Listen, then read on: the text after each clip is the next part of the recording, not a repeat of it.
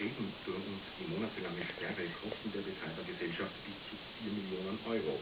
Jetzt wird geprüft, wer eigentlich dafür haftet. In Tirol die Fälljagd in Nordtirol über Geologen, Sachverständige und Experten klären, ob der Abbruch eine natürliche Entwicklung war oder wurde im Hang gleich vor Jahren begraben, zu viel abgeholzt, bis Wasser eingesickert, weil irgendwo eine Leitung gebrochen ist. Hat der Abbruch also einen menschlichen Ursprung, dann würde auch der Eigentümer haften.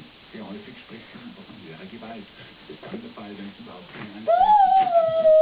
In diesem Fall trägt der Besitzer auch keine Schuld. Wenn die Gefahr aber bekannt war, wäre das eine Verlässlichkeit und der Straßenbesitzer und auch sonstige Geschädigte können sich den Besitzer straflos halten. Für den Autofahrer wichtig, liegt ein Steinbrocken auf der Straße und bin ich nur gering, zu schnell oder fahre nicht auf Sicht und es kommt zum Unfall, bin ich großteils immer selbst schuld. Der Straßenhalt haftet sehr vereinfacht gesagt nur so. Alex, dawaj.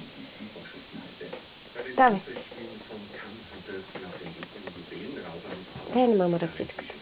Hop. Dawaj. Dawaj.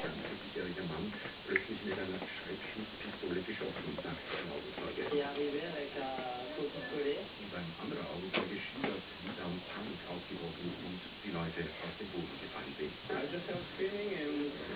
Ale nie jesteśmy dostawać ciebie. Ale ci nie jesteśmy dostawać się. Ale nie jesteśmy dostawać Aleksander be. A? Aleksander, dawaj.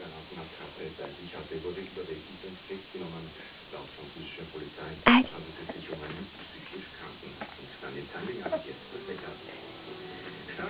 Добре ще се тогава.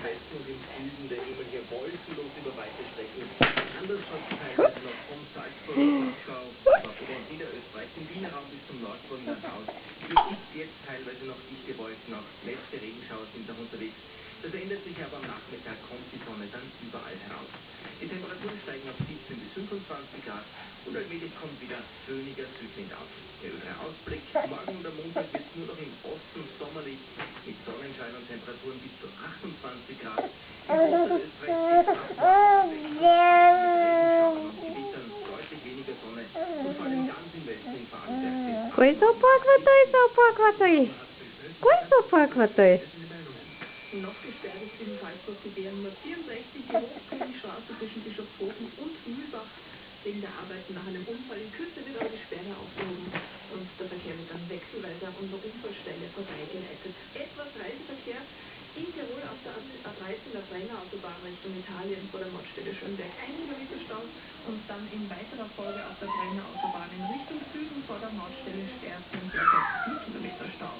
Und für alle, die normalerweise auf dem Weg in den Süden durch die Tausendhunden fahren, das geht seit letzter Woche nicht mehr. Wir haben ja gerade in den Nachrichten berichtet, dass Hunden vielleicht nach einem Feldsturz für mehrere Monate gesperrt. Ausweichen können sie zum Beispiel über die Tauernschlager.